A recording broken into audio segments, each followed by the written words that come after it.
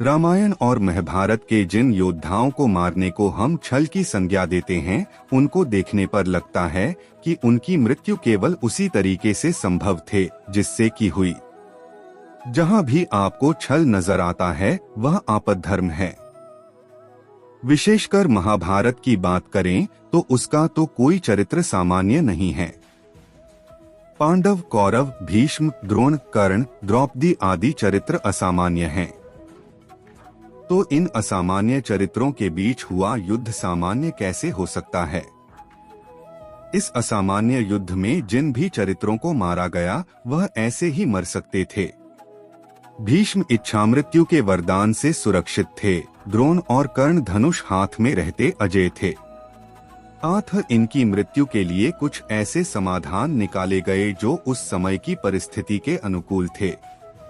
जब भीष्म जैसे धर्म के प्रतीक अधर्म के पक्ष में खड़े हों तो कुछ ऐसा सोचना पड़ता है जो पहले कभी सोचा न गया हो।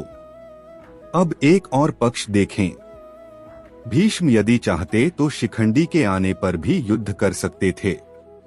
कौन उन्हें रोकने वाला था? इसका अर्थ निकलता है कि वह स्वयं ही अपनी मृत्यु का कोई उपाय निकलना चाहते थे। द्रोण के लिए यह कोई आवश्यक नहीं था कि वह अपना धनुष रख दें, बल्कि अपने पुत्र की मृत्यु का समाचार सुनने पर तो उन्हें और भी उग्र हो जाना चाहिए था, पर ऐसा नहीं हुआ। क्या कर्ण बिना रथ के युद्ध करने का प्रयास नहीं कर सकते थे? आखिर क्यों वह रथ के पहिए को निकलने का प्रयास करते रहे?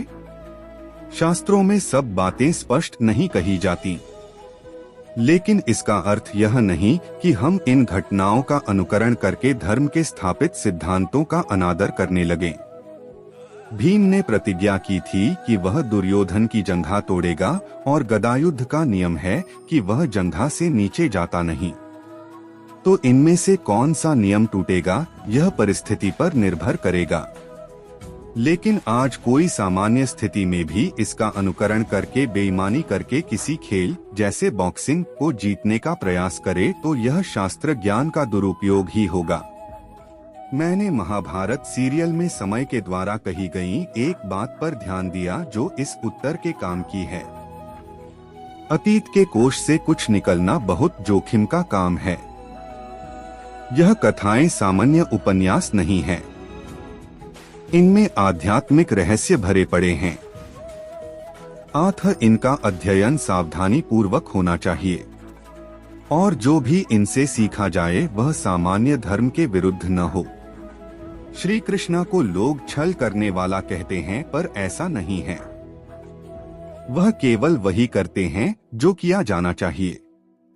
वह अधर्म है या धर्म है, यह हमारी सीमित बुद्धि तय करती है।